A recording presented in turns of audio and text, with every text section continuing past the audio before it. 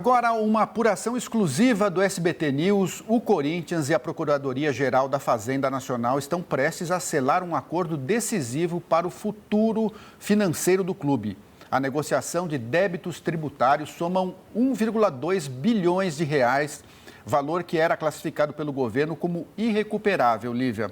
Pela proposta, o clube deve garantir o pagamento de aproximadamente 680 milhões aos cofres da União. O acerto representa não apenas um alívio jurídico para o Corinthians, mas também uma vitória para a Receita Federal, que consegue reaver mais da metade da dívida que era dada como perdida.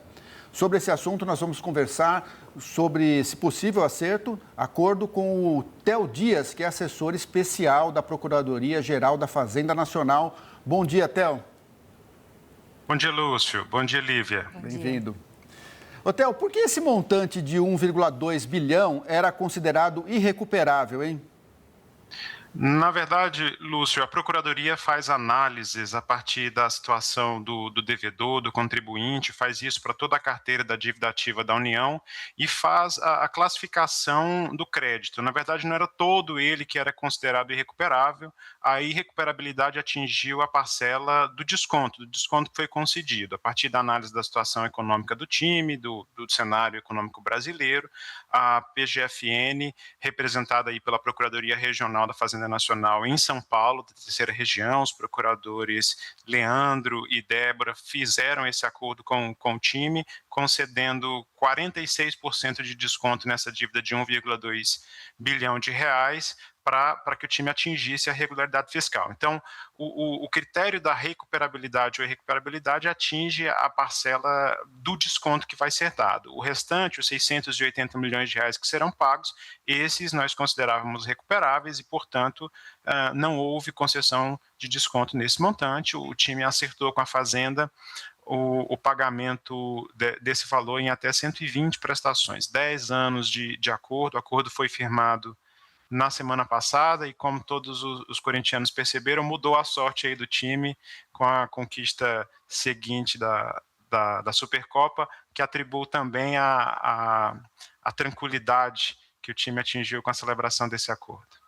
Agora, Theo, quando a gente fala num acordo, a gente já imagina que as partes vão ter de abrir mão de algumas exigências, de alguns desejos para que o acordo seja firmado. Então, pelo que a gente está entendendo, é desse montante todo de dívida tributária, nem tudo vai ser recuperado pela Fazenda. Só que o clube, para conseguir esses descontos, teve também de aceitar algumas condições, eu imagino. Eu queria que você falasse um pouquinho mais sobre esse acordo, que condições foram essas? Você está certíssima, Lívia. A transação tributária, ela baseia nas partes chegarem a um consenso a partir da concessão recíproca e dos compromissos mútuos que são feitos ali na negociação. Com o Corinthians não foi diferente.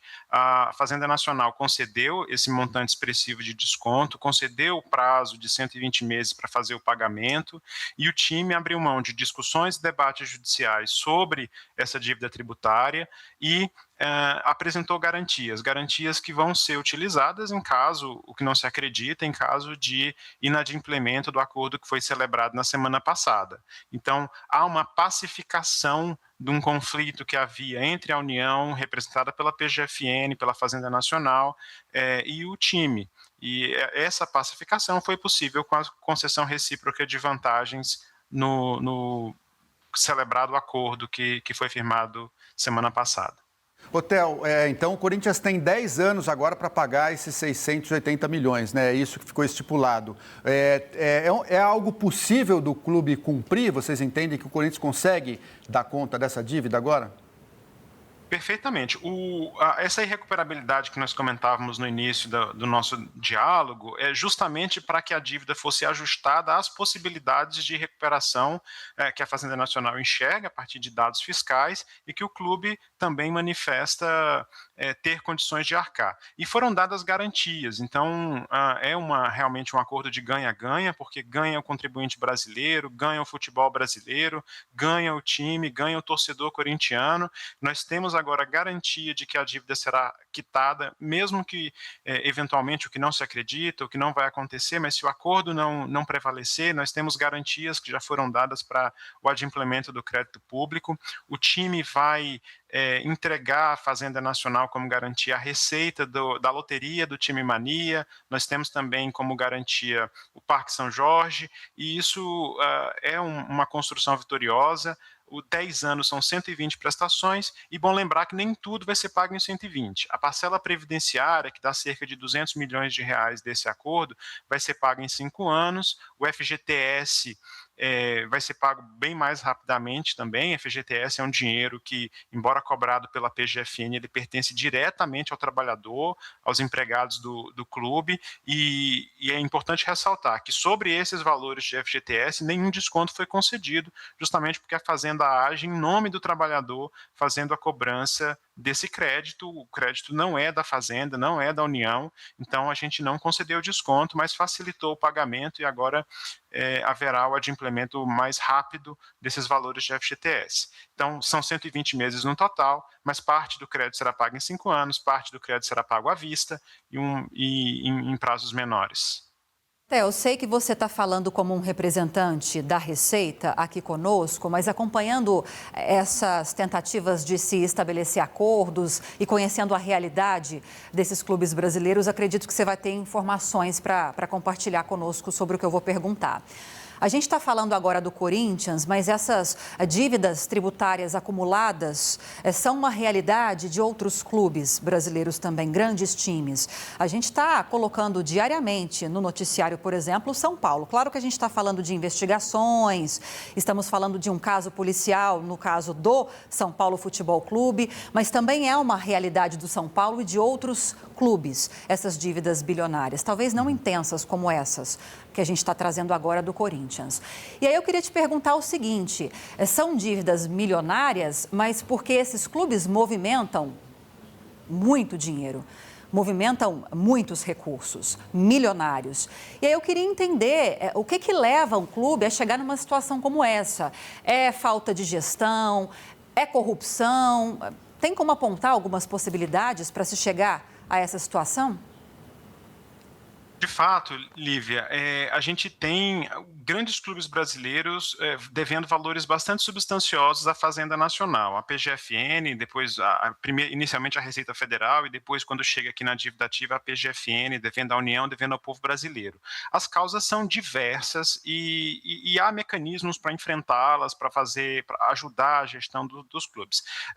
Eu não sou um grande entendido da gestão do profissional do futebol brasileiro, mas me parece que o formato anterior, associativos, com diretorias muito pulverizadas, contribuía de alguma maneira para esse cenário.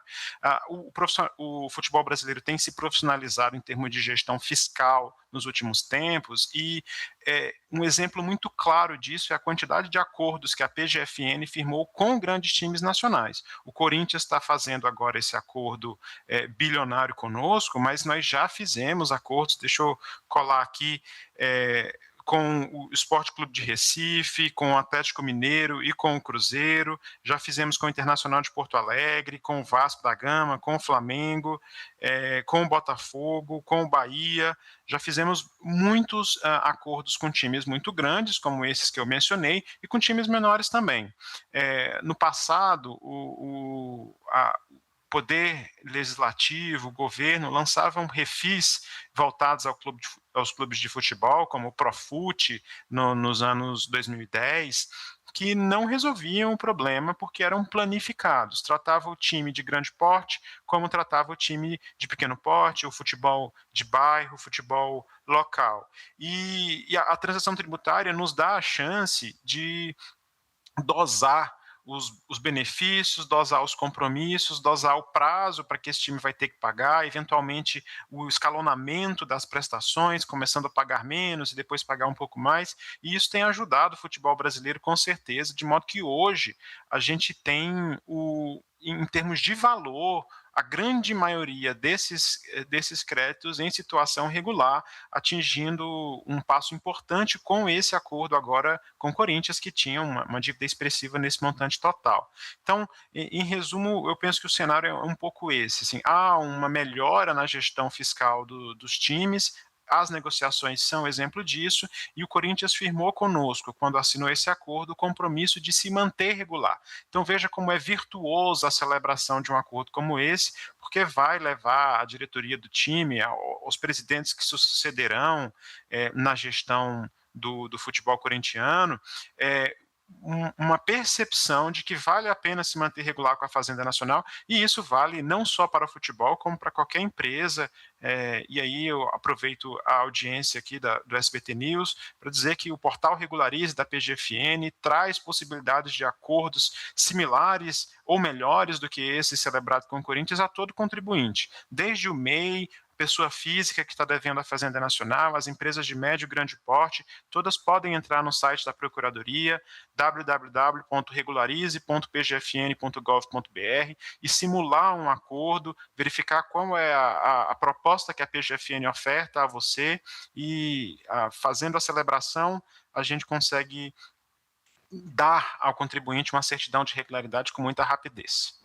Theo, queria te fazer uma pergunta, não sei se está bem exatamente na sua alçada, mas como você participou da costura do acordo, você talvez tenha informação, sentido o que aconteceu. Você acha que o Corinthians superestimou as receitas para poder pagar uma dívida como essa? E você acha que o estádio foi construído, ficou muito mais caro do que se previa, porque se pensou numa obra, num estádio de altíssimo padrão, além das condições financeiras do clube?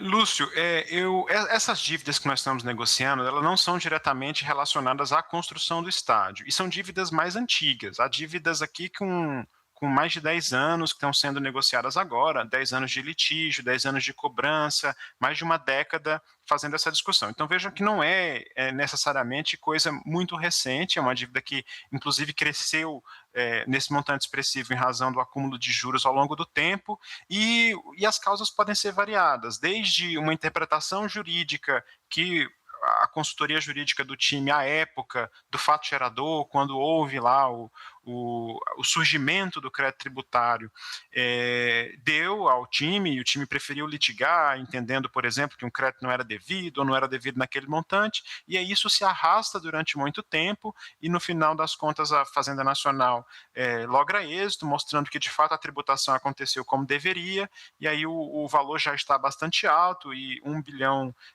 é um valor muito expressivo para qualquer empresa, de qualquer porte, para qualquer clube, de qualquer tamanho, ainda que seja um clube muito grande como o Corinthians, e a composição veio justamente para a gente passar a régua nessa situação que já durava mais de 10 anos e conseguir prospectar, imaginar um novo futuro em termos fiscais para o clube, Esporte Clube Corinthians.